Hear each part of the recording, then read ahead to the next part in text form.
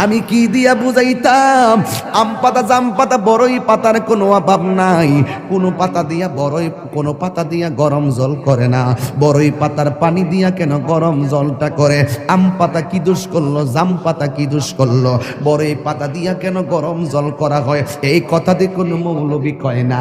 লাল কাপড়, নীল কাপড়, হলুদ কাপড়, কত কাপড় দেখলাম। কবরের কাপড়টা কেন ভাইজান সাদা? এই সাদা দিয়া কেন দাফন করা হয়? এই কথা দিয়ে পৃথিবীর কোনো মৌলবি কয় না রে। এ আমার যুবক,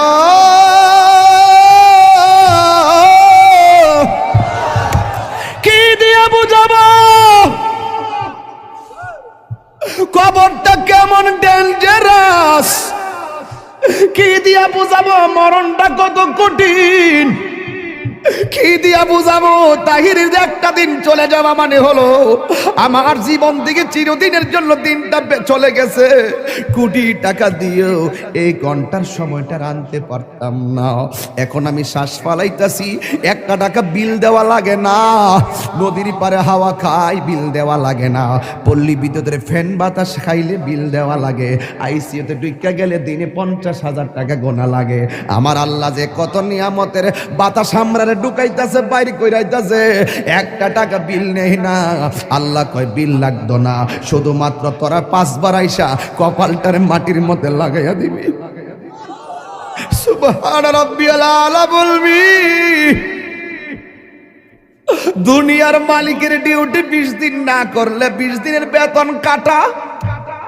আর আমার আল্লাহ তোরে হাজিরা দিছে দৈনিক 5 বার। 1 মাসও হাজিরা দেও না, 2 মাসও দেও না, মাঝে মাঝে সিটারি হাজিরা দাও। কিন্তু আমার আল্লাহ ইচ্ছা করলে তোমার গলার মধ্যে কাটা লাগাইয়া আমার আল্লাহ রিজিকটারে বন্ধ করে দিতে পারে। এরপরও আমার আল্লাহ রিজিক বন্ধ করো না কেন জানো নি? কারণ হলো আমার আল্লাহ কয় আমি আল্লাহ তোরে মায়া কইরা বানাইছি, মায়া লাগে। আপনি আল্লাহরে বলবেন আল্লাহ, আল্লাহ গো, আল্লাহ গো। এই দুনিয়ায় বিপদে পড়লে কত মানুষ তোরে সহযোগিতা করে, কিন্তু হাসরের ময়দানে কেউ কাউকে চাইবে না। আমার আল্লাহ জবানটারে বন্ধ কইরা আল্লাহ ওই হাতের সাক্ষী হাত দিবে, পায়ের সাক্ষী পা দিবে। কিছু কিছু মানুষ আমলনামা নেওয়ার জন্য পাগল হয়ে যাবে। আল্লাহ এই আযাব আর সহ্য হয় না, তাড়াতাড়ি ওই তো জান্নাত দাও নাইলে জাহান্নাম দাও, তাড়াতাড়ি আমরা আমলনামা দাও। আল্লাহ বলবে ও ফেরেশতা, এ যখন তাড়াতাড়ি করে তার হাতটারে পেটের ভিতরে ঢুকাই দে। এবার বাম হাতটার পেটের ভিতরে ঢুকাইয়া এই হাতটারে পিছন দিক দিয়ে বাইর করবে। ওই বান্দা বলবে আল্লাহ তোমার কাছে আমলনামা চাইছি, তুমি কেন হাতটার পেটের ভিতরে এত কষ্ট করে ঢুকাইয়া দিলা? আমার তো নারী বুড়ি সিরা গেছে, এই হাতটারে পিছন দিক দিয়ে বাইর করলা। আল্লাহ বলবে তুই না আমলনামা চাইছস, তাহলে পিছন দিক দিয়ে তাকায়া দেখ। এবার ডাক দিয়ে বলবে আল্লাহ আমি তো তাকাইতাম পারি না, পিছনে কি দিছো আমি তো দেখি না। আল্লাহ বলবে ও ফেরেশতারা, ও আমলনামা দেখতে চায়, গাটটারে ভাঙ্গা দে। এবার গাটটা ভাঙ্গা পিছন দিক দিয়ে ফিরাইয়া দিব, তাকায়া দেখবো তার হাতের মধ্যে জাহান্নামের টিকিট। হায় রে, অনেক মানুষ আল্লাহর কাছে হাসরের মাঠে পানি চাইব, আল্লাহরে কইব আল্লাহ পানি পান করমু, পানি। আল্লাহ বলবে নাফরমানদের জন্য জাহান্নামের নিচ থেকে পুষ তুল, পুষ তুইলা দে পানি পান করার জন্য। জাহান্নামের নিচ থেকে পুষ তুলে দেওয়া হবে, ওই পুষগুলো তারা খাইতে থাকবে, সাথে সাথে জিহ্বাটা গলে পড়ে যাবে। আবার খাবার চাইবে, জাক্কুম নামক ফল দেওয়া হবে, গলার মধ্যে যাইয়া আগুনের কুণ্ডলিপি হয়ে যাবে। এই জন্যই তো মানুষের চেহারা দিয়া কাউরে আল্লাহ দোজখে দিবে না, এই জায়গার মধ্যে পশু পাখির চেহারা লাগাইয়া দোজখে দিবে। কারণ এই চেহারাটা হলো আল্লাহর কুদরতি রহস্য। কথা বলেন ঠিক কিনা? মানুষ হলো আল্লাহর রহস্য। ও যুবক, এই মানুষই আল্লাহ দুনিয়ার দিকে নিব, কত বাহানা কইরা নেয়। ইমানদারের রূহটা যেই মাত্র নিয়ে যাবে, আল্লাহ একটা ফেরেশতারে ডাক দিয়ে বলবে ফেরেশতা জান্নাত থেকে একটা সাদা কাপড় ল।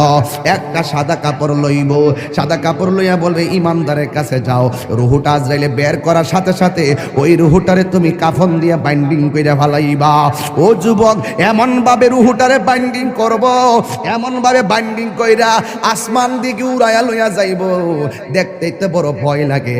এমন ভাবে বুঝি তাহিরিরে বাইন্ডিং করব, এমন ভাবে বুঝি আপনারে বাইন্ডিং করব, দেখলই তো কেমন জানে লাগে, দেখলেই তো কেমন জানে লাগে। এইভাবে বুঝি আমার বাইন্ডিং করব। আল্লাহ বলে আজরাইল, হো আজরাইল রুহুটা লো, আবার কো জান্নাতের ফেরেশতা আমার ইমানদারের রুহুটারে জান্নাতের সাদা কাপড় দিয়া বাইন্ডিং কইরা ফেলাইবি। এবার ফেরেশতা এসে বাইন্ডিং করে কইরা আসমানের দিকে একটা উড়াল মারে, এবার আসমানে যায়। প্রথম আকাশের ফেরেশতা কই, ও ফেরেশতা যাওয়ার সময় দেখছি তোমার কোনো গ্রান নাই, কিন্তু এখন কোথায় থেকে খুশবু আসতেছে? কই এটা হইলো কথার কথা বলতেছে আর কি, যদি বাড়ি উড়ার ইমানদার হয় এমনে বলবে এটা হইলো বাড়ি উড়ার ইমানদারের রুহু লইয়া যাইতেছি। সাথে সাথে প্রথম আকাশের ফেরেশতা এই রুহুটারে সালাম দিব, এবার দ্বিতীয় আসমানে গেলে সালাম দিব, তৃতীয় আকাশে গেলেও সালাম দিব, চতুর্থ আকাশে গেলেও সালাম দিব, পঞ্চম আকাশে গেলেও সালাম দিব, ষষ্ঠ আকাশে গেলেও সালাম দিব, সপ্তম আকাশে গেলেও সালাম দিব রে বাবা।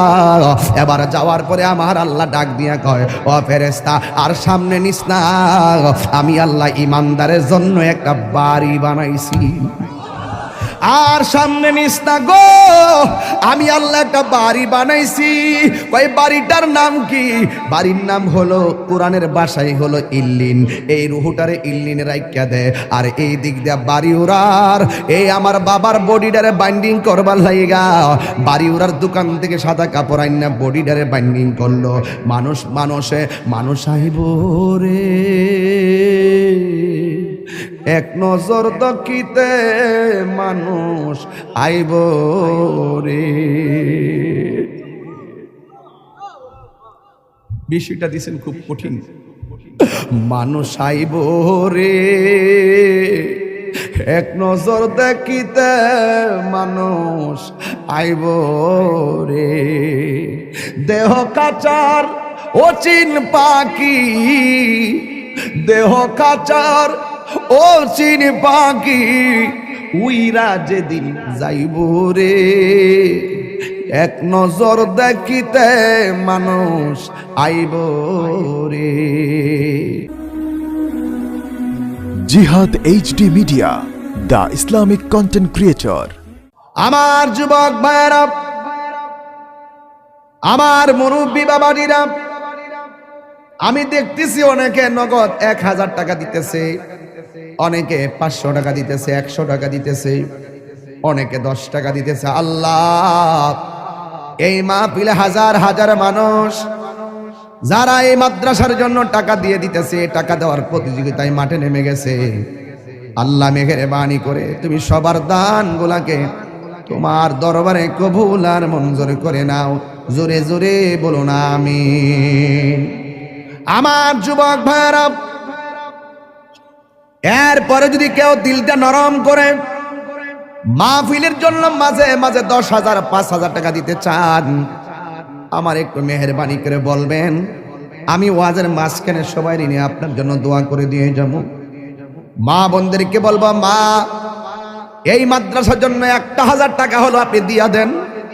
আপনার 1,000 টাকা নিয়ে আমরা গর্ব কইরা মাঠে যাইয়া মার্কেটে যাইয়া 2 বস্তা সিমেন্ট আইনা মাদ্রাসার কাজে লাগাইতে পারবো। একদিন আপনি থাকবেন না, এই টাকাগুলা একদিন মিজানের পাল্লাই কথা বলবে। এই দুনিয়ায় চিরদিন আমরা থাকবো না গো। ব্যাংকের মধ্যে টাকা আছে, এই টাকা দিতে চান না,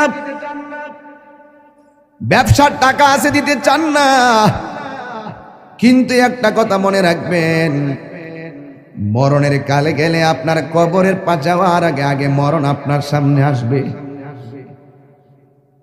আপনার পাশে আপনার সন্তান বসে থাকবে, আপনার পাশে আপনার আপনজন বসে থাকবে, কিন্তু আপনার মরণের কষ্টের ভাগ আপনার সন্তান নিবে না।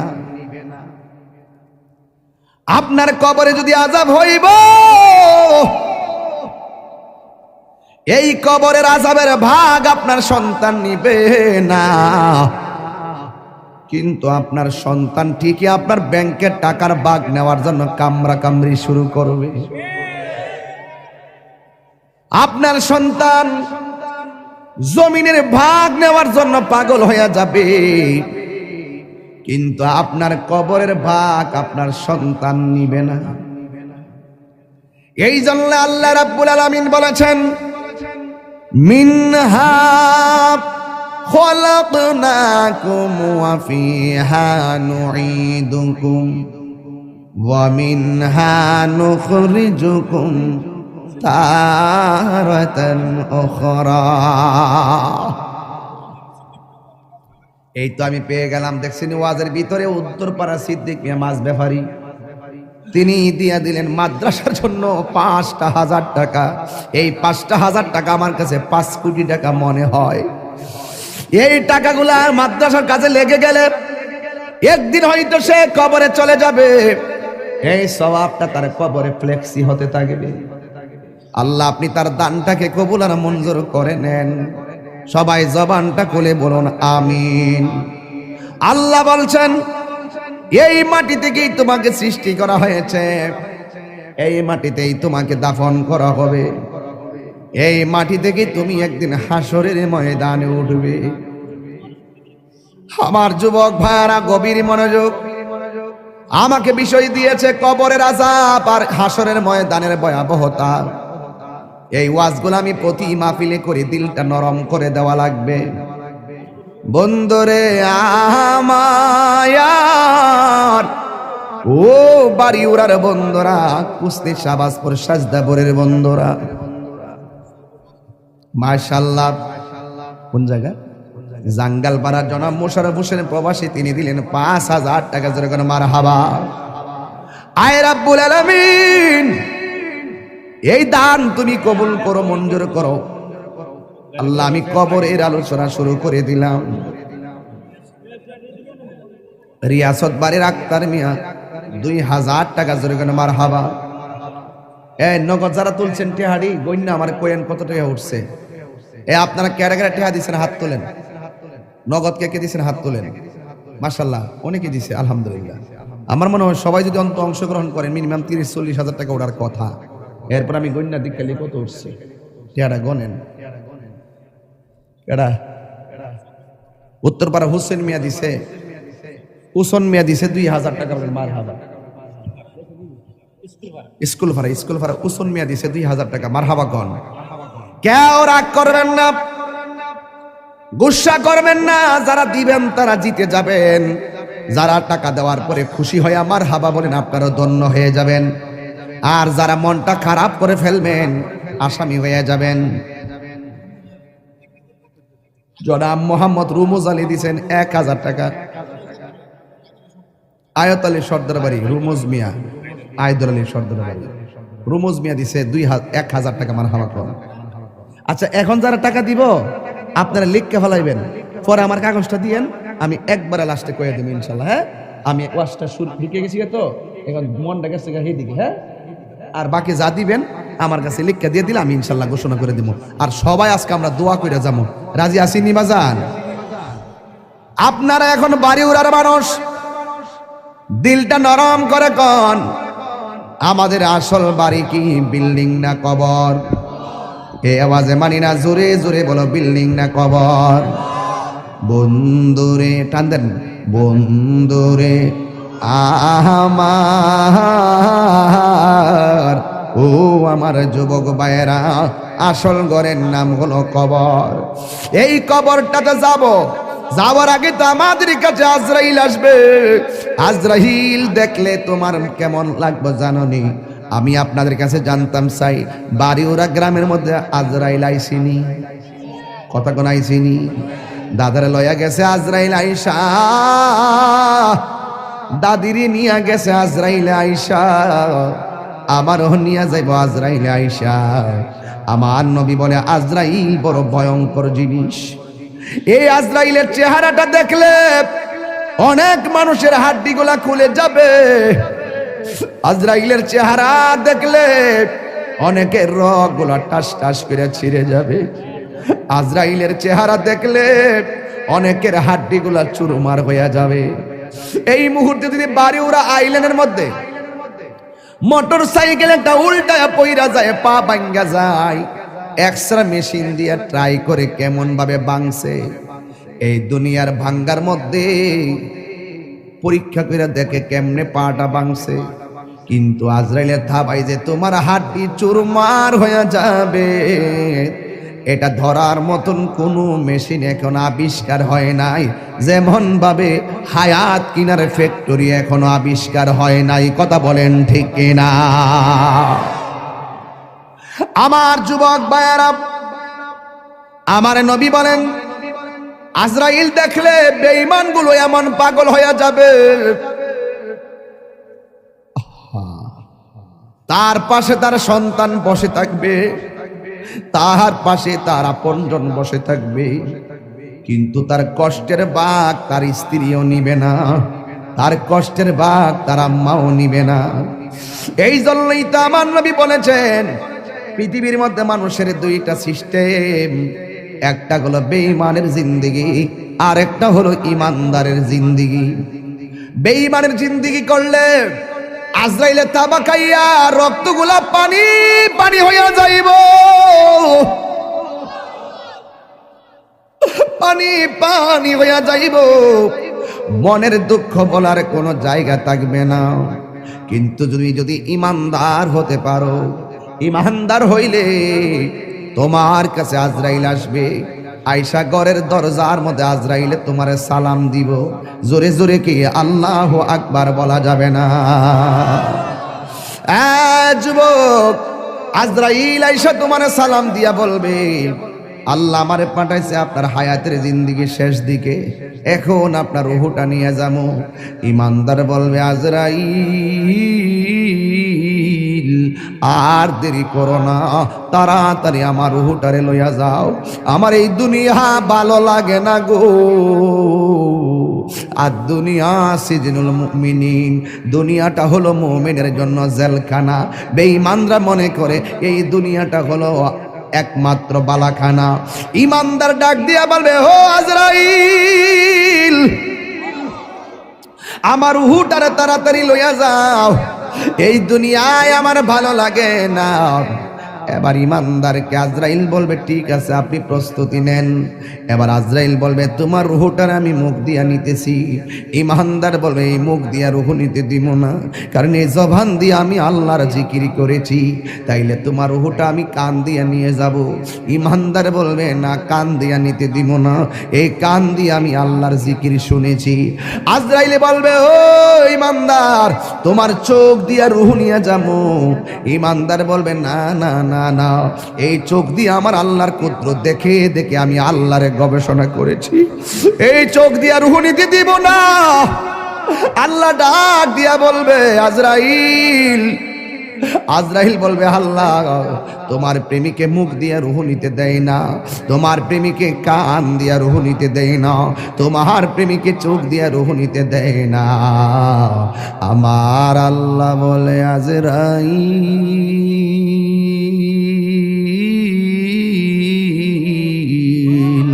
ও আজরাইল আমার বন্ধুরের রুহটা যদি নিবা, আমার ইমানদার বান্দার রুহ যদি নিবা, তাইলে তোমার হাতের তালুর মধ্যে আমি আল্লাহর নামটা লেখো, আমি আল্লাহর নামটা লেখো। হাতের মধ্যে আল্লাহর নামটা লিখবো। আল্লাহর নামটা কেমন জানেননি? কয় আল্লাহর নামটা আল্লাহু লা ইলাহা ইল্লা হুয়াল হাইয়ুল কাইয়ুম। এরপর আল্লাহর শব্দটার হামজাটা বাদ দিয়ে দেন, তাকে লিল্লাহি মা ফিস সামাওয়াতি ওয়াল আরদি, লাহু লিল্লাহ শব্দের লাম বাদ দিয়ে দেন, তাকে লাহু মুলকুস সামাওয়াতি ওয়াল আরদি, লাহু শব্দের লাম বাদ দিয়ে দেন, তাকে শুধুমাত্র হুয়াল্লাহুল্লাযী লা ইলাহা ইল্লা হু। এই জন্য আল্লাহর নামটা হলো আমার আল্লাহর ইসমে জাতের নাম। কথা বলেন ঠিক না? अल्लाह अल्लाह क्या मुबारक नाम है, अल्लाह अल्लाह आशिकों का कम है, मकान चुश्ती नमाजी पंज़गाना फवाइलुल लिल मुसल्लिन अल्लज़ीना। जोरे जोरे के अल्लाहु আকবার বলা যাবে না। আমার যুবক,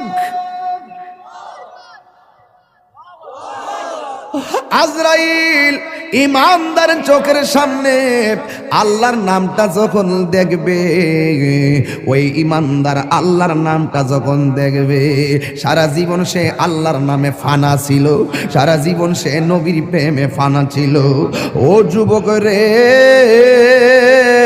ইমানদার যখন শুইয়া শুইয়া আল্লাহর নামটা দেখব, তখন ইমানদার আল্লাহর নামের উপরে ফানা হইয়া যাবে। ও আমার দয়াল নামে এত গো মধু,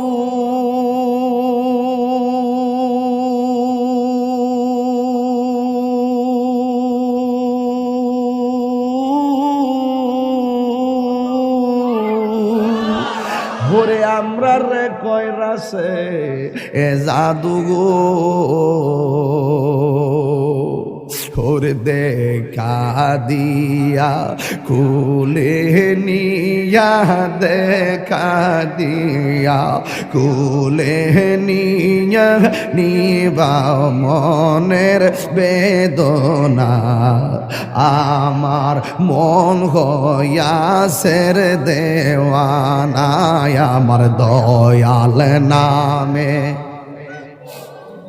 দয়াল নামে এত মধু, খাইলে মধু ফুরায় না, আমার মন গয়াসের দেওয়াল।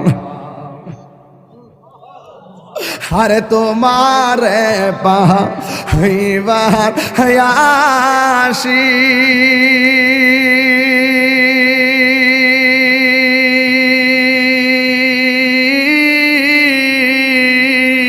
ঘুরতেছি কাঙালের বেশে গো, ওরে মরণ কালে দেখা দিয়া, মরণ কালে দিয়া নিবা ইয় যাত না, আমার মন হইয়াছের দেওয়া না, দয়ালে নামে এত মধু, দয়াল নামে খাইলে মধু ফুরায় না, আমার মন গয়াসের দেওয়া না, আমার মন গয়াসের দেওয়া না। একটা জবান বন্ধ রাখবেন না, জবানটা খুলে বলু সুবহানাল্লাহ। হে আমার বন্ধুরি,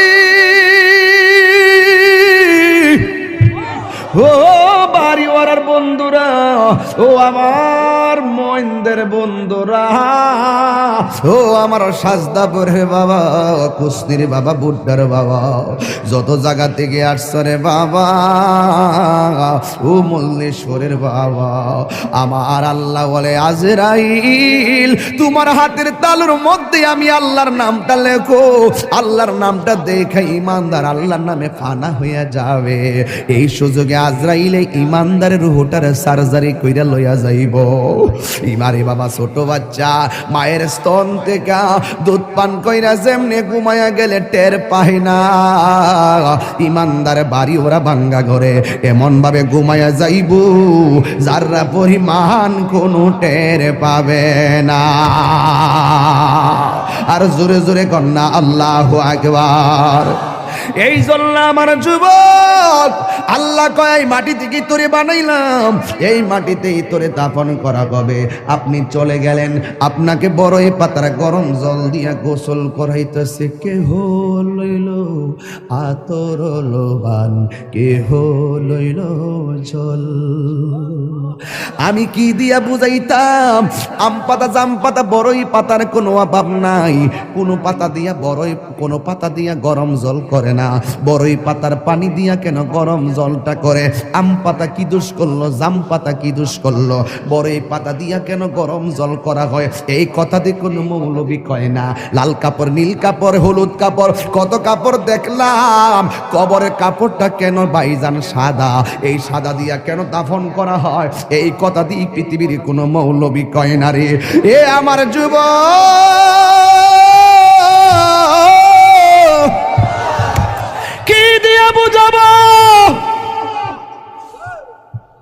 কবরটা কেমন ডেঞ্জারাস, কি দিয়া বুঝাবো মরণটা কত কঠিন, কি দিয়া বুঝাবো তাহিরের যে একটা দিন চলে যাওয়া মানে হলো আমার জীবন থেকে চিরদিনের জন্য দিনটা চলে গেছে। কোটি টাকা দিয়েও এই ঘন্টার সময়টা আনতে পারতাম না। এখন আমি শ্বাস ফালাইতাছি, 1 টাকা বিল দেওয়া লাগে না, নদীর পারে হাওয়া খাই বিল দেওয়া লাগে না, পল্লী বিদ্যুতের ফ্যান বাতাস খাইলে বিল দেওয়া লাগে, আইসিইউতে ঢুকা গেলে দিনে 50,000 টাকা গোনা লাগে। আমার আল্লাহ যে কত নিয়ামতের বাতাস আমরারে ঢুকাইতাছে বাইরে কইরাইতাছে, 1 টাকা বিল নেই না। আল্লাহ কয় বিল লাগতো না, শুধুমাত্র তোরা 5 বার আইসা কপালটারে মাটির মধ্যে লাগাইয়া দিবি। সুবহান রাব্বিয়াল আলা বলবি। দুনিয়ার মালিকের ডিউটি 20 দিন না করলে 20 দিনের বেতন কাটা, আর আমার আল্লাহ তোরে হাজিরা দিছে দৈনিক 5 বার। 1 মাসও হাজিরা দেও না, 2 মাসও দেও না, মাঝে মাঝে সিটারি হাজিরা দাও, কিন্তু আমার আল্লাহ ইচ্ছা করলে তোমার গলার মধ্যে কাটা লাগাইয়া আমার আল্লাহ রিজিকটারে বন্ধ কইরা দিতে পারে। এরপরও আমার আল্লাহ রিজিক বন্ধ করো না কেন জানো নি? কারণ হলো আমার আল্লাহ কয় আমি আল্লাহ তোরে মায়া কইরা বানাইছি, মায়া লাগে। আল্লাহ ডাক দিয়ে কয় আল্লাযী خلقك فسواك فعدلك في أي صورة ما شاء ركبك। আমার আল্লাহ তোরে সুন্দর নমুনায় বানাইছি, এই জন্য আমার আল্লাহকে খলাকতু বিয়াদাইয়া, আল্লাহ এই চেহারাটারে নিজের হাতে বানাইছে। আল্লাহ বলে মিনহা খলাকনাকুম, আমি এই মাটি থেকে তোরে বানাইছি, মানে আদম রে বানাইছে। আদম হলো ডাইরেক্ট মাটি দিয়া তৈয়ার, আমরা কইলাম মা বাবার নুতফা দিয়া তৈয়ার। বন্ধুরে আমার এই চেহারাটা ডাইরেক্ট আমার আল্লাহ নিজের হাতে বানাইছে। এই জন্যই তো মানুষের চেহারা দিয়া কাউরে আল্লাহ দুজকি দিবে না, এই জায়গার মধ্যে পশু পাখির চেহারা লাগাইয়া দোজকে দিবে, কারণ এই চেহারাটা হলো আল্লাহর কুদরতি রহস্য। কথা বলেন ঠিক কিনা? মানুষ হলো আল্লাহর রহস্য। ও যুবক, এই মানুষই আল্লাহ দুনিয়ার দিকে নিব, কত বাহানা কইরা নেয়। ইমানদারের রূহটা যেই মাত্র নিয়ে যাবে, আল্লাহ একটা ফেরেশতারে ডাক দিয়ে বলবে, ফেরেশতা জান্নাত থেকে একটা সাদা কাপড় ল, একটা সাদা কাপড় লইব, সাদা কাপড় লইয়া বলবে ইমানদারের কাছে যাও। রূহটা আজরাইলে বের করার সাথে সাথে ওই রূহটারে তুমি কাফন দিয়া বাইন্ডিং কইরা ফালাইবা। ও যুবক, এমন ভাবে রূহটারে বাইন্ডিং করব, এমন ভাবে বাইন্ডিং কইরা আসমান দিকে উড়াইয়া লইয়া যাইব, দেখতেই তো বড় ভয় লাগে। এমন ভাবে বুঝি তাহিরিরে বাইন্ডিং করব, এমন ভাবে বুঝি আপনারে বাইন্ডিং করব, দেখলই তো কেমন জানে লাগে, দেখলই তো কেমন জানে লাগে। এইভাবে বুঝি আমার বাইন্ডিং করব। আল্লাহ বলে আজরাইল, হো আজরাইল রূহটা লো। আবার কো জান্নাতের ফেরেশতা আমার ইমানদারের রূহটারে জান্নাতের সাদা কাপড় দিয়া বাইন্ডিং কইরা ফেলাইবি। এবার ফেরেশতা এসে বাইন্ডিং করে কইরা আসমানের দিকে একটা উড়াল মারে। এবার আসমানে যায়, প্রথম আকাশের ফেরেশতা কই, ও ফেরেশতা যাওয়ার সময় দেখছি তোমার কোনো গ্রাণ নাই, কিন্তু এখন কোথায় থেকে খুশবু আসতেছে? কই এটা হইলো কথার কথা বলতেছে আর কি, যদি বাড়ি উড়ার ইমানদার হয় এমনে বলবে এটা হইলো বাড়ি উড়ার ইমানদারের রূহ লইয়া যাইতেছি। সাথে সাথে প্রথম আকাশের ফেরেশতা এই রূহটারে সালাম দিব। এবার দ্বিতীয় আসমানে গেলে সালাম দিব, তৃতীয় আকাশে গেলেও সালাম দিব, চতুর্থ আকাশে গেলেও সালাম দিব, পঞ্চম আকাশে গেলেও সালাম দিব, ষষ্ঠ আকাশে গেলেও সালাম দিব, সপ্তম আকাশে গেলেও সালাম দিব রে বাবা। এবার যাওয়ার পরে আমার আল্লাহ ডাক দিয়া কয়, ও ফেরেশতা আর সামনে নিস না, আমি আল্লাহ ইমানদারের জন্য একটা বাড়ি বানাইছি। আর সামনে নিস না গো, আমি আল্লাহ একটা বাড়ি বানাইছি। ওই বাড়িটার নাম কি?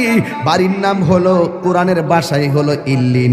এই রুহুটারে ইল্লিনে রাইখা দে, আর এই দিক দিয়ে বাড়ি উড়ার এই আমার বাবার বডিটারে বাইন্ডিং করবার লাইগা বাড়ি উড়ার দোকান থেকে সাদা কাপড় আইনা বডিটারে বাইন্ডিং করলো। মানুষ আইব রে এক নজর দকিতে, মানুষ আইব রে। বিষয়টা দিছেন খুব কঠিন। মানুষ আইব রে এক নজর দেখিতে মানুষ আইব রে। দেহ কাচার অচিন পাখি, দেহ কাচার অচিন পাখি, উইরা যেদিন যাইব রে। এক নজর দেখিতে মানুষ আইব রে। এইভাবে আপনার বডিটারে দেখবার লাগে কত মানুষ আইব, আয়া আয়া দৌড়ায় দৌড়ে আবার যাইব গা, কয় বাজার আছে, আমার কাজ আছে, কয়া কয়া দৌড়ায় দৌড়ে যাইব গা। কিসের তোর বন্ধু? ফেসবুকের বন্ধু। এই বন্ধু তোরে দেখার জন্য একটা মিনিটের জন্য আইব, আয়া কোন রকমের দেখকে আবার বন্ধু তোরে ফালাইয়া যাইব গা। কিসের তোমার বন্ধু? কয়েকটা মিনিটের জন্য জানাজার ময়দানে যাইব, ভালো করে মাটিও দিবে না, কয়ে ক্রিকেট খেলা আছে, এই কথা বইলা বন্ধু চলে যাবে। তার মানে বোঝা গেল এই দুনিয়ার বন্ধু তোমার কবরের আপন না, যিনি কবরে আপন হবে তিনি আছে শাহে মদিনা। কথা বলেন ঠিক কিনা? হাত তুলে বলো ঠিক কিনা বলো। আমার নবী কবরে আসার ক্ষমতা আছে না?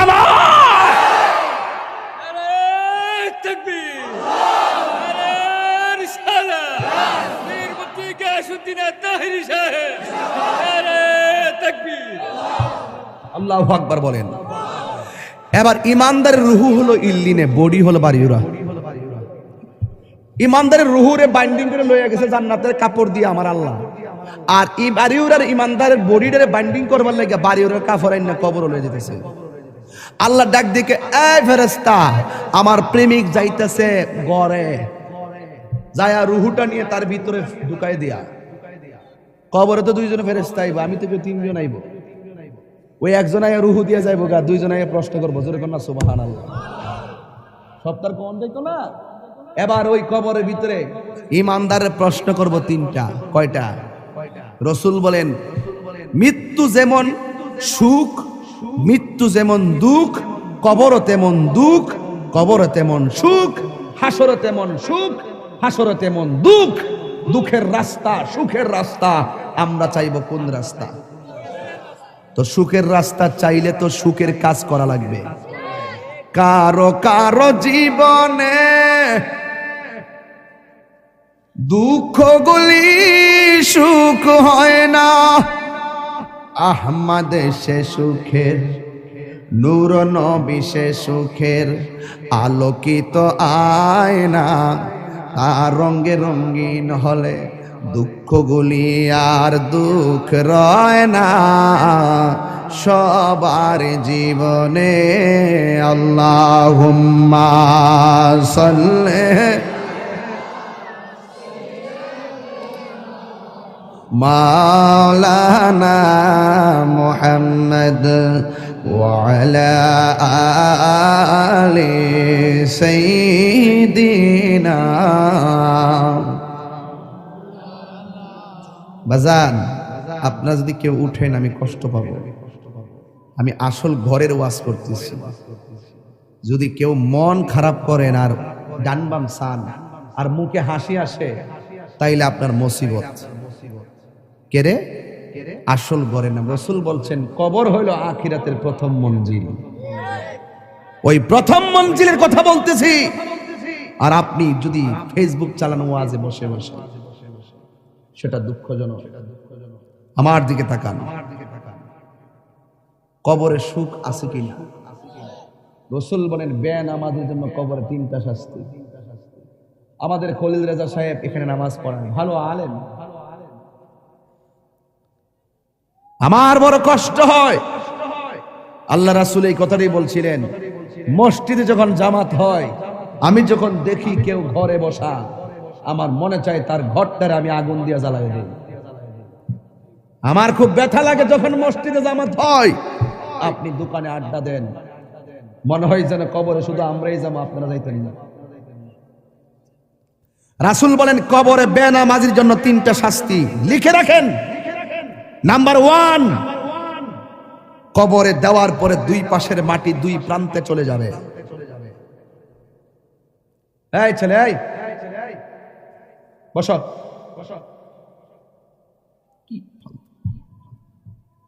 এই ছেলেরা, কবরে বেনামাজের জন্য কয়টা শাস্তি বলছি? আজকে থেকে পরিপূর্ণ মাদ্রাসা থেকে একটা হেদায়েতের বার্তা নিয়ে যাও। কয়টা শাস্তি বলছি ভাই? নাম্বার 1, কবরে লাশ দেওয়ার পরে দুই পাশের মাটি দুই প্রান্তে চলে যাবে। বলবেন এটা কিভাবে সম্ভব? দুই প্রান্তের মাটি দুই প্রান্তে যাবে কিভাবে? আজরাইলে কত বড় জানেন? যার মাথায় 7 সমুদ্র 13 নদীর পানি দিলেও 1 ফোঁটা পানি জমিনে পড়বে না। যার এক মুষ্টি মাটি সমান সমান 70 মণ। এক মুষ্টি মাটি আদম রেজে বানাইছিল, এক মুজুরে আইসা এক মুষ্টি মাটি সমান সমান 40 মতান্তরে 70 মণ। তাহলে উনি কত বড় দেহের অধিকারী? এই এত বড় আজরাইল আপনার ছোট্ট ঘরের রুমের ভিতরে ঢুকছে কেমনি? এটা যেমন সম্ভব, হিটাও সম্ভব। কথা বলেন। দুই প্রান্তে চলে যাবে। বেনামাজির জন্য কবরে 3টা শাস্তির একটা শাস্তি হলো দুই পাশের মাটিগুলো এসে তোমাকে এমন জোরে চাপা দিবে, ডান পাশের হাড্ডিগুলো বাম পাশের ভিতরে ঢুকে যাবে। বাম পাশের হাড্ডিগুলো ডান পাশের ভিতরে ঢুকে যাবে। রাসূল কি বার্তা দিয়েছে শুনেন। আল্লাহর হাবিব বলছেন ওই সময় সে একটা চিৎকার যে দিবে, এই কান্নার আওয়াজ যদি তার পরিবার পরিজন দুনিয়ার মানুষ শুনতো, তাহলে ওই মানুষটার কানের পর্দা ফেটে সাথে সাথে মারা যেত। আল্লাহ! বিকট আওয়াজ হবে। রাসূল বলেন এই আওয়াজ যদি পৃথিবীর কাহারও কানে লাগতো, তাহলে মানুষের পর্দা, কানের পর্দা ফেটে মারা যেত। গরু ছাগল চতুষ্পদ জন্তু যারা, তারা কবরের আযাবের আওয়াজ শুনে। আপনি জানেন না তো, হাদিসের ভাষায় দেখেছি কবরের ভিতরে মানুষগুলা যে কান্নাকাটি করে, এত ভয়ঙ্কর হাউমাউ, ঝগড়া লাগলে বলছে না কাউ কাউ, কি আওয়াজ হয়?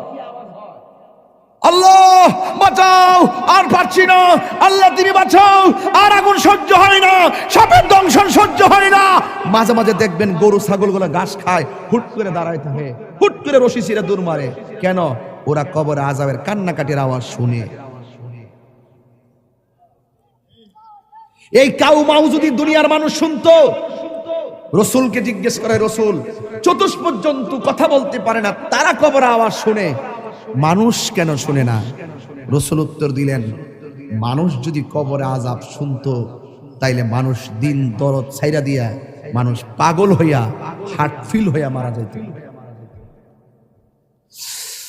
গভীর মনোযোগ। কবরের আলোচনা করতে বলেছেন, তাই সাইড লড়ব না।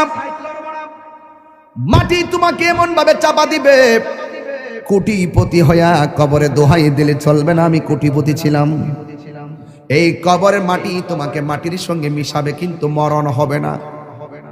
আপনি আল্লাহকে বলবেন, আল্লাহ আর সহ্য হয় না, একবারে আমরা মাইরা ফালাও, হাড্ডিগুলো গোড়া হয়ে গেছে, আর সহ্য হয় না গো মালিক। এই হলো বেনামাজির কবরের মাটির আযাব। এখন বলবেন মাটি কেন চাপা দিব, তার রহস্য কি শুনে যান। এই মাটির উপরে চইল আল্লাহ কয় মিনহা খলাকনাকুম, এই মাটি দিয়ে তোমাকে সৃজন করা হয়েছে, ওয়া ফিহা নুঈদুকুম, এই মাটিতেই তোমাকে দাফন করা হবে। মাটি কেন চাপা দিবে জানোনি? এই মাটির উপরে চলে চলে তুমি আল্লাহর সঙ্গে নাফরমানি করেছো, এই জন্য মাটি তোমাকে চাপা দিয়ে মাটি প্রতিশোধ নিবে। এই জন্য যুবক, রাত্রে গুনাহ করতে গেলে খেয়াল কইরো কবর আযাবের কথা, উপেনে গুনাহ করতে গেলে আল্লাহর কথা চিন্তা কইরো। কেউ জানে না, একজন জানে সব কথা, জবানটা খুলে বলুন তিনি কে? বেনামাজির জন্য প্রথম শাস্তি হলো কবরের মাটির চাপ। এখন বলবেন হুজুর 2 নম্বর শাস্তি কি? 2 নম্বর শাস্তি হলো কবরে দেওয়ার পরে জাহান্নামের আগুনের একটা উত্তাপ দেওয়া হবে। এই উত্তাপটা দুনিয়ার আগুনের 70 গুণ বেশি তাপ হবে। আল্লাহরে বলবা, আল্লাহ আর সহ্য হয় না, বাঁচাও। কিন্তু ওই জায়গার মধ্যে আগুন নিভাবার কোনো ফায়ার সার্ভিস নাই। এই মুহূর্তে তাহিরের উপরে যদি আক্রমণ আসে, কিছু লোক হলেও আপনারা আমার পক্ষে কথা বলবেন। খলিল সাহেবের উপরে আক্রমণ আসলে কিছু লোক হলেও আপনারা কথা বলবেন। বাড়ি ওরা যদি একটা বংশের নাম কনচান দিয়ে চেয়ারম্যান সাহেবের বাড়িতে যদি আগুন লাগে, বা আমার বাড়িতে আগুন লাগলে পাশের বাড়ির মানুষকে আগুন নিভাতে যাবে না ভাই? যাবে না? যাবে না? আমার বাড়িতে আগুন লাগলে পাশের বাড়ির মানুষ আগুন নিভাতে যাবে, কিন্তু ঘরের পাশে কবরে আগুন দাউ দাউ করে জ্বলতেছে, আগুন নিভাইবার কোনো ব্যবস্থা আসেনি রে বাবা। এই জন্য বেনামাজির কবরে আগুন ধরে দিবে, অবস্থা ভয়াবহ হবে। 3 নম্বর বেনামাজির কবরে 3 নম্বর শাস্তি হলো, বেনামাজির কবরে একটা সাপ ঢুকবে, যেই সাপের দাঁতগুলো হবে 70 গজ লম্বা, চোখগুলো হবে দুনিয়ার আগুনের চাইতে 70 গুণ লাল। ওই সাপটার মাথায় থাকবে মহিলাদের চুলের গোছার মতন চুল। ওই সাপের গায়ের মধ্যে দুর্গন্ধ থাকবে। আমরা একটা সাপের দুর্গন্ধ সহ্য করতে পারি না, নাকে ধরে যাই, লাশের গন্ধ সহ্য করতে পারি না, কিন্তু ওই সাপের গায়ের মধ্যে এমন দুর্গন্ধ থাকবে গো, এই সাপের দুর্গন্ধ যদি কাহারো নাকের মধ্যে লাগতো, ওই মানুষটা কলেরা হইয়া সাথে সাথে মারা যাইত। এমন দুর্গন্ধ সাপ কবরে ঢুকাইয়া দেওয়া হবে। ও তাহিরি হুজুর, এই সাপটা কতটুকু লম্বা? বুখারী শরীফের হাদিস খুললা দেখেন, এই সাপের দৈর্ঘ্য হলো 450 কিলোমিটার লম্বা। এমন বিষাক্ত সাপ তোমার পায়ের মধ্যে সুবল দিবে না, তোমার কপালের মধ্যে সুবল দিবে না। কারণ মানুষের বডির ভিতরে কোন দিক দিয়ে শয়তান মানুষের ভিতরে ঢুকে জানেননি? কান দিয়া ঢুকে না, নাক দিয়া ঢুকে না, চোখ দিয়া ঢুকে না, শয়তান মানুষের ভিতরে প্রবেশ করে নাভি দিয়া, নাভি দিয়া। এই জন্য ওই শয়তানের পাল্লাই পইরা যারা নামাজ চাইরা দিছ, ওই সাপটা তোমার নাভির মধ্যে এমন জোরে 70 গজ দাঁতটা বসাইয়া দিয়া বডিটারে আলাদা কইরা 70 গজ মাটির নিচে নিয়ে ঢুকাইয়া দিবে। আপনি বলবেন আল্লাহ আর সহ্য হই না গো। ও যুবক, পায়ে হাত দিয়া বইলা যায়, নামাজ ছাড়লে আল্লাহ বড় অসন্তুষ্টি হইয়া যায়। একদম মুসা নবীর কাছে একটা মহিলা আসলেন, আয়েশা বলতেছে, মুসা নবী গো, আমি এমন গুনাহ করছি, আল্লাহর কাছে 100 বার ক্ষমা চাইলে মনে হয় কেন জানি আল্লাহ ক্ষমা করবে না।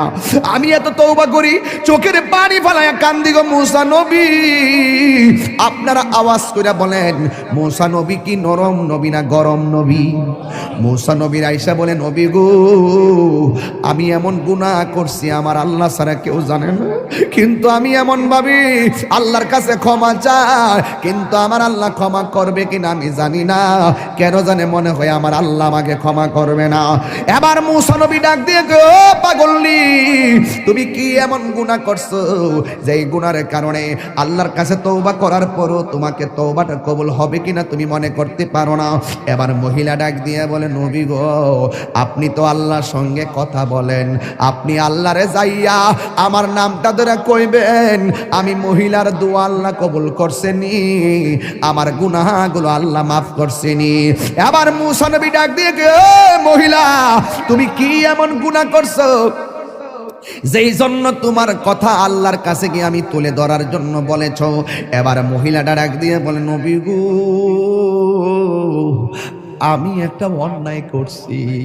কই কি অন্যায়? কই আমার বিয়ে হয় না, কিন্তু আমি একটা মানুষের সঙ্গে অবৈধ মেলামেশা করেছি, এরপরে আমি বুঝতে পারি নাই আমার পেটের মধ্যে একটা সন্তান চলে এসেছে। এখন মনে মনে ভাবলাম এই সন্তানটার আমি কি করব, কিন্তু মারার তো কোনো পদ্ধতি পাইলাম না। আমি একটা আস্তে আস্তে কোনো রকমভাবে কাপড় চোপড় দিয়া দিয়া চলাফেরা করি, মানুষকে আমি বুঝতে দেই না যে আমি হামেলা। এই জন্য আমি কোনো রকম ভাবে চলাফেরা করি, কাপড় চোপড় পরি যেন মানুষে না বুঝে। কিন্তু আমি এমন ভাবে দিন যত বাড়তে শুরু করলো, আমার শরীরটা ভারী হইতে শুরু করলো। শেষ পর্যন্ত যখন 6-7 মাস হলো, মানুষ আমারে দইরা ফেলাইবো আমার অস্বাভাবিক অবস্থা দেখলে। এরপর আমি জঙ্গলে জঙ্গলে যায়া যায়া ঘুরছি, যেন মানুষ আমারে ধরতে না পারে। ও নবী গো, নবী গো, নবী গো, আপনি জানেননি গো, আমি যখন দেখলাম 10 মাস 10 দিন হয়ে গেল, একদিন আমার পেটের ব্যথা উঠে গেল, মনে হয়েছে যেন আমার সন্তানটা হইব। কোনো দাইমারে ডাকলে শাস্তি হইয়া যাইব, কোনো দাইমারে ডাকলে সাক্ষী হইয়া যাইব, কোনো মহিলারে ডাকলে সাক্ষী হইয়া যাইব। এখন আমি কি করব? নিজে নিজেই প্রসব করাইছি আমার সন্তান, এখন আমি কি করব? এতদিন আমি পেট গোপন করছি, করছি, এখন আমি বাচ্চাটা গোপন করব কেমনে? এক তো আমি জিনা কইরা গুনাহ করলাম, 2 নম্বর সন্তান হইয়া গেছে, এখন আমি সন্তানটা লোক সমাজে লইয়া গেলে আমি কলঙ্কিনী হইয়া যাইব। মুসা নবী, আমি কি ভয়ঙ্কর গুনাহ করছি জানেননি?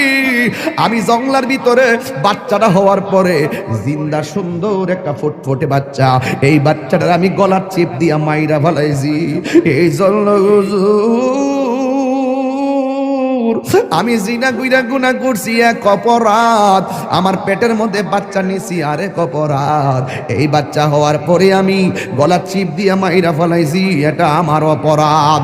এবার মুসা নবীর ইয়া মুসা কালিমুল্লাহ, মাফ হইবনি গো, আমার গুনাহ মাফ হইবনি। মুসা নবী তো গরম নবী, মুসা নবী ডাক দিয়া কম বক্তার মহিলা, যাও যাও, এখান থেকে চলে যাও, এখান থেকে চলে যাও, এখান থেকে চলে যাও। ইন দি মিন টাইমে মহিলা ডাক দিয়া কয়, মুসা নবী গো, অনেক আশা ভরসা লইয়া আপনার কাছে আসছিলাম, আপনি আমারে তাড়াইয়া দিতেছেন, কিন্তু এখন আমি কি করব? এবার মুসা নবী কয়, না না, তুমি যে অন্যায় করছো তোমার কোনো ক্ষমা হওয়ার কথা না। এই মুহূর্তে আল্লাহ ডাক দিয়ে কয়, ও মুসা রে, ও মুসা, যে অপরাধটা তুমি বড় মনে করছো, এর চাইতে আরো বড় গুনাহ আছে, তুমি জানো নি? যেই গুনাহ করলে আমি আল্লাহ এর চাইতে আরো বেশি অসন্তুষ্টি হইয়া যায়। কয় কি? কয় যারা ইচ্ছা কইরা নামাজ চাইরা দে, ওই বান্দার উপরে আমি আল্লাহ এর চাইতে বেশি বেজার হইয়া যায়। এই জন্য যুবক, কবরের শাস্তি বড় ভয়ঙ্কর। নামাজের শাস্তি 3টা। 1 নম্বর কবরটা হয়ে যাবে সংকুচিত, 2 নম্বর কবরে সাপ আসবে, 3 নম্বর কবরে আগুন ধরাইয়া দেওয়া হবে। যদি তুমি ইমানদার হইতে পারো, তাইলে তোমার কবরের মধ্যে আবার 3টা শান্তি। 1 নম্বর হইল তোমার কবরের ভিতরে আমার আল্লাহ জান্নাতের বিছানাটা পাঠাইয়া দিবে। 2 নম্বর হলো এই কবরে শোয়ার পরে ডান দিকে তুমি তাকাইলে একটা নূরের বাতি দেখতে পারবা। তুমি জিজ্ঞেস করবা, ও নূরের বাতি, তুমি কোথায় থেকে আমার কবরে আলো দাও? কয়, আমারে চিনো না, আমি হইলাম দুনিয়ার তোমার 5 ওয়াক্ত নামাজ আর নেক আমল। এবার ইমানদার বাম পাশে তাকাবে, তাকাইয়া দেখবে আর একটা নূরের বাতি দেখা যায়। ইমানদার বলে, তুমি কে গো? কয়, আমারে চিনো না, আমি হইলাম সেই আলো, আমার আল্লাহ আমারে পাঠাইছে। আমি সূর্যের আলো না, আমি চাঁদের কোনো আলো না। তুমি যে দুনিয়ায় কোরআন তেলাওয়াত করেছো, তোমার কোরআন তেলাওয়াতটা আমি আল্লাহ রাব্বুল আলামিন, আমি তেলাওয়াতটাকে আমার আল্লাহ তোমার কবরের ভিতরে আলো বানায়া পাঠাইছে, তোমার কবরের অন্ধকার দূর করে দেওয়ার জন্য। জোরে জোরে কি আল্লাহু আকবার বলা যাবে না? তার মানে প্রমাণ হয়ে গেল, মৃত্যু যেমন দুঃখ আছে, মৃত্যু যেমন সুখ আছে, কবরও তেমন সুখ আছে, কবরও তোমার দুঃখ আছে। এই কবর থেকে তুমি একটা ময়দানে উঠবা, ওই ময়দানটার নাম হলো হাসরের ময়দান। জোরে জোরে কি আল্লাহু আকবার বলা যাবে না? ওই ময়দানে তুমি এমনি উঠবা না, উলঙ্গ অবস্থায় উঠতে হবে। আয়েশা সিদ্দিকা ডাক দিয়ে কয়, ইয়া রাসূলুল্লাহ, একটা আওয়াজ দিবেন, যে আওয়াজটা মাহফিল আজকে হয় নাই। ইয়া রাসূল আল্লাহ নবী গো,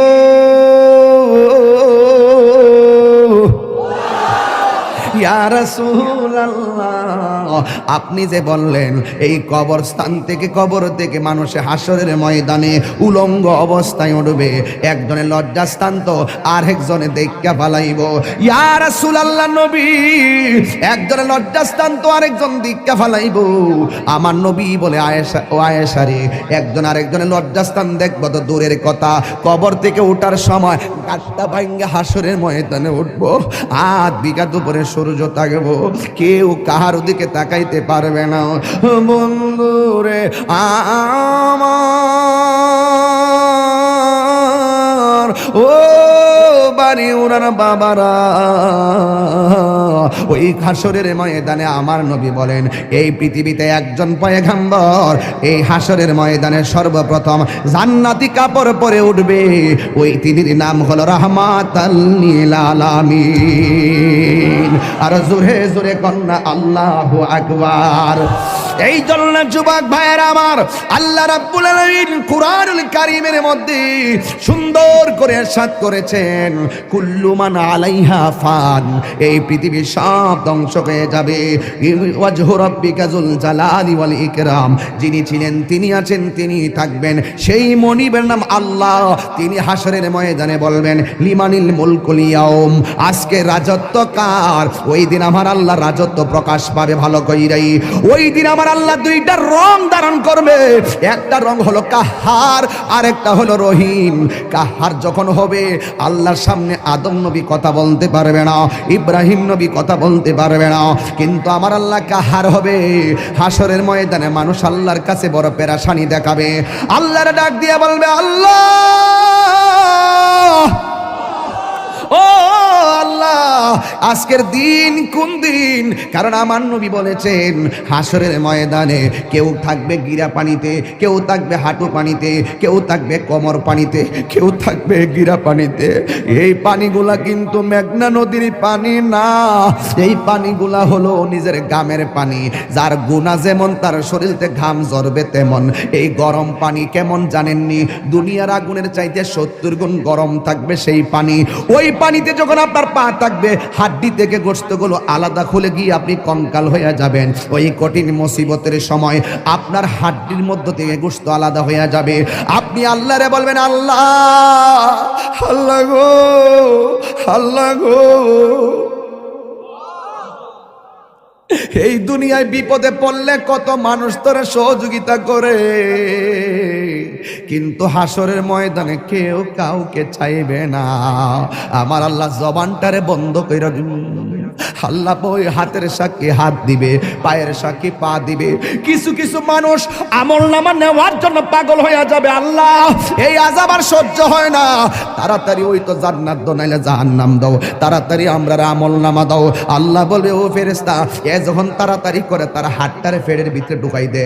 এবার বাম হাতটার পেটের ভিতরে ঢুকাইয়া এই হাতটারে পিছন দিক দিয়ে বাইর করবে। ওই বান্দা বলবে আল্লাহ, তোমার কাছে আমলনামা চাইছি, তুমি কেন হাতটার পেটের ভিতরে এত কষ্ট করে ঢুকাইয়া দিলা? আমার তো নারী বুড়ি সিরা গেছে, এই হাতটারে পিছন দিক দিয়ে বাইর করলা। আল্লাহ বলবে তুই না আমলনামা চাইছস, তাহলে পিছন দিক দিয়ে তাকায়া দেখ। এবার ডাক দিয়ে বলবে আল্লাহ, আমি তো তাকাইতাম পারি না, পিছনে কি দিছো আমি তো দেখি না। আল্লাহ বলবে ও ফেরেশতারা, ও কি আমলনামা দেখতে চায়? গাটটারে ভাঙ্গা দে। এবার গাটটা ভাঙ্গা পিছন দিক দিয়ে ফিরাইয়া দিব, তাকায়া দেখবো তার হাতের মধ্যে জাহান্নামের টিকিট। হায় রে, অনেক মানুষ আল্লাহর কাছে হাসরের মাঠে পানি চাইব, আল্লাহরে কইব আল্লাহ পানি পান করমু, পানি। আল্লাহ বলবে নাফরমানদের জন্য জাহান্নামের নিচ থেকে পুষ তুল, পুষ তুইলা দে পানি পান করার জন্য। জাহান্নামের নিচ থেকে পুষ তুলে দেওয়া হবে, ওই পুষগুলো তারা খাইতে থাকবে, সাথে সাথে জিহ্বাটা গলে পড়ে যাবে। আবার খাবার চাইবে, জাক্কুম নামক ফল দেওয়া হবে, গলার মধ্যে যাইয়া আগুনের কুণ্ডলিপি হয়ে যাবে। আল্লাহরে ডাক দিয়ে বলবো আল্লাহ, তোমারে কইছি একটু পানি দাও, এমন পানি দিলা। আবার কিছু বান্দা বলবে আল্লাহ আমার আরো পানি দাও। আল্লাহ বলবে এই বান্দাগুলারে ওই পানিটা পান করাইয়া দে, যে এই পানি এক ফোঁটা পান করলে জীবনেও আর পানি তৃষ্ণা লাগবে না। এবার তাদেরকে হাউজে কাউসারে পানি পান করানো হবে। ওই বান্দারা বলবে আল্লাহ আমরা তোমার বান্দা, তারাও তোমার বান্দা, তারাও তুমি আমরা তোমার রব জানি, তারাও তোমার রব জানছে। আল্লাহ আমরা পাইলাম জাহান্নামের পুজোরে পানি, ওরা কেন পাইলো হাউজে কাউসারের পানি? আল্লাহ বলবে ওরা কারা জানোসনি? এরা হইল আমার ওই সমস্ত বান্দা যারা দুনিয়ায় সেহরির টাইমে সেহরি খাইছে, সারাটা দিন গলাটা শুকাইয়া গেছে, এরপরও পানি পান করে নাই। দুপুর বেলা পেটের ক্ষুধা চৌচির হইয়া গেছি, এরপর পানি পান করে নাই, ভাত খায় না। এরা হলো আমার রোজাদার বান্দা, এরা আমার সন্তুষ্টির জন্য খাবার বিলাইয়া দিছে, এরপরও খাবার খায় নাই।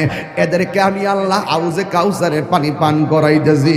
এই জন্য যুবক আমার হাসরের ময়দানে দুইটা সুখ, দুইটা দিক আছে, একটা হলো সুখের আর একটা হলো দুঃখের। তুমি আমি সবাই হাসরের ময়দানে কাঁদবো। কিছু কিছু ছেলেরা, কিছু কিছু মানুষ তাকাইয়া দেখবে হাসরের ময়দানে ময়দানে কিছু কিছু মানুষের গায়ের মধ্যে আগুনের শিকল লাগানো হবে। নবী ডাক দিয়া বলবে, আল্লাহ এই সমস্ত বান্দাগুলোকে, আল্লাহ বলবে এরা কারা জানেননি? যারা দুনিয়াতে মা বাবার মনে কষ্ট দিয়েছে, এইগুলা হলো সেই সমস্ত বান্দা।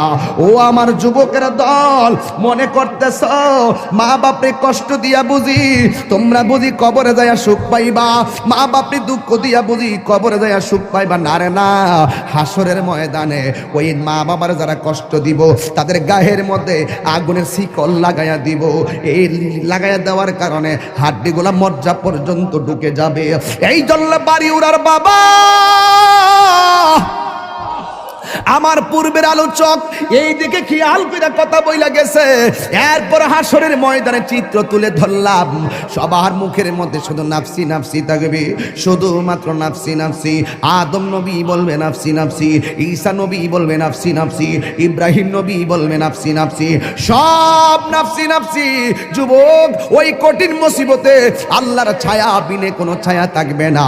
ওই কঠিন মুসিবতে আমার আল্লাহ 7 শ্রেণীর মানুষকে আর সে আজিমের নিচে ছায়া দান করবে। জবানটা খুললা কন্যা, কয় শ্রেণীর লোক? 7 শ্রেণীর মানুষকে আল্লাহ রাব্বুল আলামিন আরশে আজিমের নিচে ছায়া দান করবে। 1 নম্বর হলো যারা ন্যায় বিচারক, 2 নম্বর হলো যৌবনে যার ইবাদত বেশি, 3 নম্বরে মসজিদ নামাজ আর জিকির যার বেশি, 4 নম্বরে যারা আল্লাহর ভয়ে কান্না করে, 5 নম্বরে যারা দান করে, 6 নম্বরে যারা আল্লাহর জন্যই কাউরে ভালোবাসে, 7 নম্বরে হলো তাদের সামনে গুনাহ আসছে কিন্তু আল্লাহর ডরে তারা গুনাহ করে নাই। যেমন তোমার আমি একটা বাবা ট্যাবলেট দিলাম, তুমি বলবা হুজুর আমি খাইতাম না, এটা খাইলে আমার আল্লাহ আমার আমল নামায় গুনাহ লিখবো। তোমাকে আমি বললাম এই মেয়েটার তুমি ভোগ করো, তুমি বললা না হুজুর সুযোগ আছে, এরপর আমি ভোগ করব না। কেন? আমার আল্লাহ আমারে গুনাহ দিব। আমার রাসূল বলেন যার চোখের সামনে গুনাহ 100% করার সুযোগ আছে, এরপর আল্লাহর ডরে গুনাহ করে না, এই সমস্ত বান্দাদের জন্য যেমন 1-3টা বন্ধু রাস্তা দিয়ে রওনা দিছে, হঠাৎ করে একটা গুহার ভিতরে ঢুকলো, মুখের মধ্যে একটা পাথর পড়ে গেছে, এই পাথরটার লড়াচড়া করে না। এবার বন্ধু 3 জন ভিতরে আটকা পড়ে গেছে, এই পাথরটা সরাইতেও পারে না। বন্ধুরে আমার, ও বাড়ি ওরার কষ্ট হচ্ছে আপনাদের? একটু জবানটা খুললে কোন আল্লাহু আকবার। বন্ধু কয়জন? আরো জোরে। কিসের ভিতরে আটকা পড়ছে? আহা, আমি তাহিরি আপনাদেরকে যা বলতেছি হেদায়েতের লক্ষ্যে ওয়াজ করতেছি। যদি মনে করেন যে আমি উড়াইল্লা ওয়াজ করতেছি, ভুল হবে। আমার ওই অনেকগুলো আয়াত, আমি আয়াত পড়বো মাঝখান দা, তো আয়াত যে ফেরত ওয়াজ করবো, এই ওয়াজ করাও তো আমার পক্ষে সম্ভব হইতে পারতেছে না। অনেকগুলো আয়াত আসছে যেগুলো নিয়ে আমি কথা বলার এখন পসিবল হচ্ছে না, সময়ও খুব বেঁধে দেওয়া সময়। তবে একটি কথা বলতে চাই, ওই গুহার ভিতরে যখন 3 জন ঢুকলো, ঢুকার পরে বলতেছে এখন কি করব, পাথর তো সরাতে পারি না, কি করব এখন? পাথরের ফাঁক নাই যে এই ফাঁক দিয়ে আমি কাউকে ডাক দিব, কেউ আসে আমাকে বাঁচাবে। আবার যদি কেউ ডাক দিতে না পারি, পাথর যদি সরাতে না পারি, তাহলে এটার ভিতরে আমাকে না খেয়ে মরতে হবে। এখন 3 বন্ধু বলতেছে তাহলে একটা কাজ করো, নিশ্চিত মৃত্যুর মুখে পড়ে একজন আরেকজনকে কয় জীবনে যদি কোনো ভালো কাজ করে থাকি, চলো ওই ভালো কাজটাকে পুঁজি করে আল্লাহকে বলি, আল্লাহ তুমি আমাকে এই কাজটার উসিলাই তুমি আমাকে মাফ করে দাও। এবার এক বন্ধু কয়, আল্লাহ একটা মেয়েকে আমি তাড়া করেছিলাম, মেয়েটাকে তাড়া করার পরে মেয়েটা খুচুট খেয়ে নিচে পড়ে গেছে, আমি তাকে ভোগ করার জন্য তার শরীর থেকে ওড়নাটা সরাই ফেললাম, তার শরীর থেকে কাপড়টা সরাই ফেললাম, আমি তাকে ভোগ করার জন্য তার উপর ঝাঁপিয়ে পড়লাম। মেয়েটা আমাকে বলল, হে যুবক তুমি আমাকে ভোগ করবা, আমি নিরুপায়, আমি অস্থির, আমি কি করব, এখন আমি বাঁচতে পারবো না, আমি হয়তো এখন নিঃসন্দেহে আমার ইজ্জত লুণ্ঠন হয়ে যাবে, কিন্তু তুমি আমাকে ভোগ করার আগে তোমাকে আমি একটা কথা বলি, তোমার সামনে তো নিশ্চিত আমাকে তুমি ভোগ করতে পারবা, আমার তো বাঁচার কোনো উপায় নাই, তবে একটা কথা, তুমি আল্লাহকে ভয় করো। ওই ছেলেটা পাহাড় থেকে বলতেছে, আল্লাহ ওই দিন আমি মেয়েটার উপর থেকে লাফ মেরে দাঁড়িয়ে গিয়েছিলাম, আমি কাপড় পরিয়ে দিয়েছিলাম, উড়নাটা পরিয়ে দিয়েছিলাম, আমি তাকে সসম্মানে বাড়িতে পৌঁছে দিয়েছিলাম, একমাত্র তোমাকে ভয় করে, নিশ্চিত পাপ কাজ থেকে আমি দূরে চলে এসেছিলাম শুধু তোমাকে ভয় করে। যদি সত্যিকার অর্থে তোমাকে ভয় করে থাকি তাহলে পাথরটা সরায় দাও। কথাটা বলতে দেরি, পাথরটা সরে গেছে। রাসূল বলেন নিশ্চিত তার সামনে গুনাহ আছে, নিশ্চিত গুনাহ, সুযোগ আছে, বৃষ্টি পড়তেছে, মালিকে টিনের ঘরে ঘুমাইতেছে, হুট করে কলিজাল লয়ে গেছে, টিনের ঘরের আওয়াজে, বৃষ্টির আওয়াজে হয়তো মালিকে টের পাবে না, কলিজালটা হাতের মধ্যে নিয়ে কেউ মারতেছে, নিশ্চিত 20-25টা মাছ উঠবে।